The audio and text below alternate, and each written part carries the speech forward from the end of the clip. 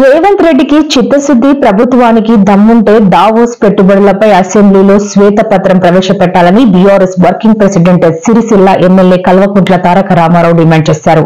Assembly media point లో విలేకరులతో మాట్లాడారు. ఆ వివరాలు ఇప్పుడు చూద్దాం. గవర్నర్ గారి ప్రసంగంలో ఈరోజు ఒక మాటలో చెప్పాలంటే తెలంగాణలో మా పిల్లలకు అర్థమైంది. నేను చెప్తే ఈరోజు నిజానికి తెలంగాణలో ఉన్న పరిస్థితికి సావుడప్పు కొట్టాలి, కానీ పెళ్లిలో డీజే కొడతారు చూడు, ఆ డీజే కొట్టినట్టు ఈ ఒక్క మాట అడుగుతా ఉన్నా. దావోస్లో 1,79,000 కోట్ల ఇన్వెస్ట్మెంట్లు అని గవర్నర్ గారు నోటెంబడం మళ్ళొక్కసారి పచ్చి అబద్ధం చెప్పించారు. పోయిన సంవత్సరం మీరు చెప్పిన 40,000 కోట్లలో 40 పైసలు వచ్చినాయా? దమ్ముంటే రేపు ప్రభుత్వం శ్వేతపత్రం ప్రవేశపెట్టాలని చెప్పి మేము డిమాండ్ చేస్తా ఉన్నాం. బడ్జెట్ 40 పైసలు వచ్చినాయా? దమ్ముంటే రేపు ప్రభుత్వం శ్వేతపత్రం ప్రవేశపెట్టాలని చెప్పి మేము డిమాండ్ చేస్తా ఉన్నాం బడ్జెట్ సమావేశాల్లో.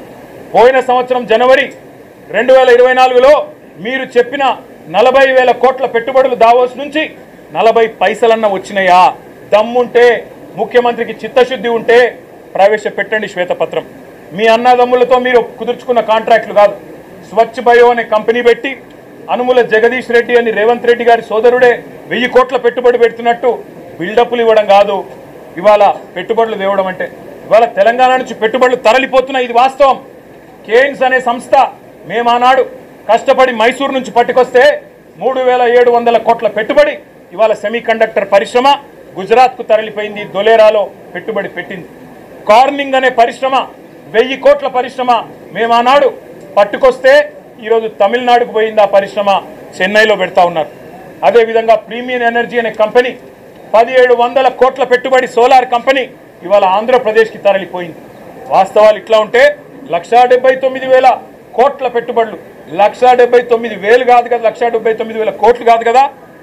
ఈ ప్రభుత్వం ఎంత అసమర్థ ప్రభుత్వం అంటే కొత్తగా ఒకరు కూడా పెట్టుబడి పెట్టడానికి ముందుకొచ్చే పరిస్థితి లేదు.